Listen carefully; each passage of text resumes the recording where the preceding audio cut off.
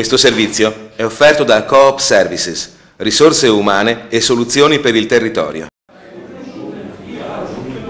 Un luogo storico in cui sono custoditi i resti di una porta medievale ospita da poco più di un mese la libreria caffè Antica Rampa.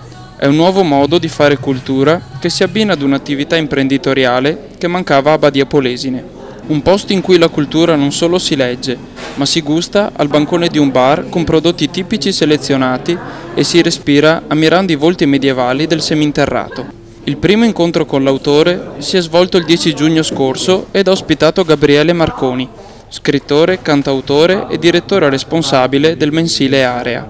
Nel corso della serata, Marconi ha presentato il suo nuovo libro Le stelle danzanti, dialogando con Gilberto Moretti, titolare del locale, e con Nicola Andreasi, assessore alla cultura e vice sindaco del comune di Canda.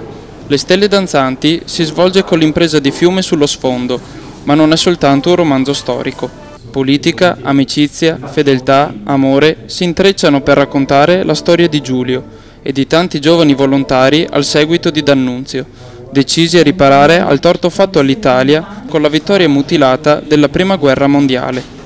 Il caffè con l'autore è servito.